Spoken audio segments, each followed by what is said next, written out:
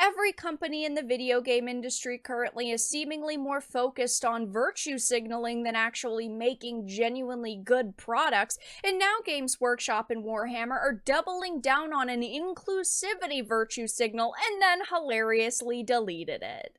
I have a few things to show off, but before we get into the topic, if you enjoy the content I create, check out the links in the description, follow me on social media, and consider supporting through Patreon or through YouTube memberships. Now, Games Workshop has been facing a heck of a lot of backlash over the past couple of weeks because of the female custodies lore change and the retcons, and even though they said, oh, that's actually not the case, it's always been this way, there have always been female custodies, people were not afraid to call them out on their lies, and now they are continuing to virtue signal about inclusivity.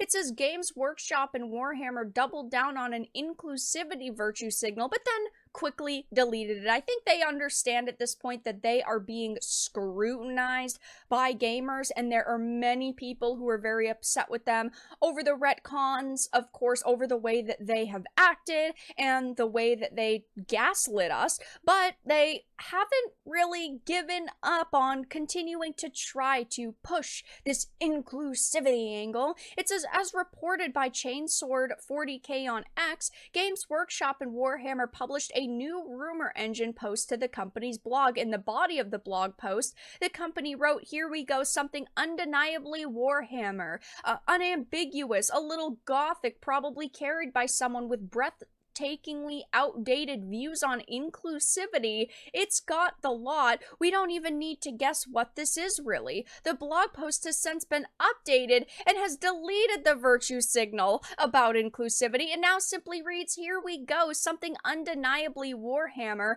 unambiguous, a little gothic, it's got a lot. We don't even need to guess what this is really." So first of all, it seems that the person who wrote this had absolutely no supervision at all whatsoever. They were just yapping. They were typing whatever came to mind, and because they know internally, it seems like Games Workshop is definitely trying to change their image for a modern audience, aka sensitive snowflakes on social media who will never purchase their products, or if they do purchase their products, will constantly demand they change things. They are trying to still capture that audience's attention, and so they're using these hot words like inclusivity, diverse, things like that, because they know that there are going to be certain people who are going to see it and go, wow, this is great. I want to support this company even more than I did before. I mean, they really went the extra mile for the BlackRock and Vanguard money. We know that's what it boils down to. They're not making these decisions themselves. They are making these decisions for a certain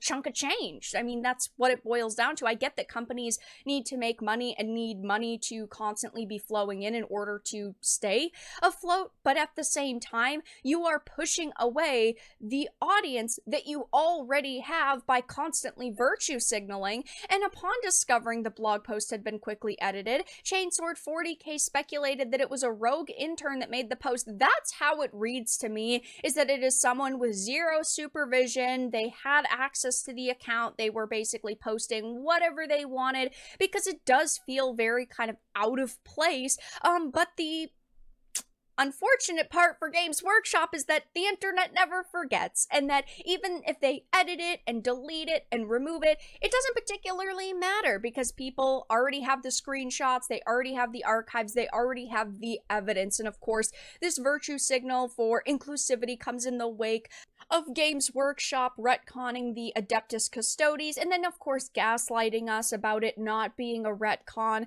They had said since the first 10,000 were created, there have always been female custodians, even though that is not the case. There has never been any other mention of female custodies except for the new changes that they are making, and this just did not go over well with their customers. I mean, of course, when you are telling people who have dedicated potentially decades to supporting your company and making your game their favorite hobby, and you're telling them you have no clue what you're talking about and you don't know anything about our game, of course that is not going to sit well with people. That is a slap in the face to people who have spent thousands upon thousands of dollars and spent years again, with your game. And it is so disappointing to see this happen, because I know so many people love Warhammer, and I've loved Warhammer too, don't get me wrong, but there is absolutely no excuse for them to act this way. It is just shitty all around. I mean, we knew that they had been referred to as these men never leave Earth. Of course, the Brotherhood, there had never been any indication at all that there were female custodians. And if there had been decades ago, that would have been one thing. If they had, simply mentioned maybe like 1 or 2 females and we never really got their backstory, and now we are, that would be a totally different scenario, but that's not the case here. They really thought they could disrespect their audience and get away with it, and that is what upset so many people, was the fact that they responded in the worst possible way by basically calling us stupid, saying, oh, you don't know anything about the lore, it's always been this way, and if you didn't know that, well, maybe you just didn't understand Warhammer. It's such a disrespectful way to act, but they clearly do not care, and that has disappointed so many people and has led to massive boycotts.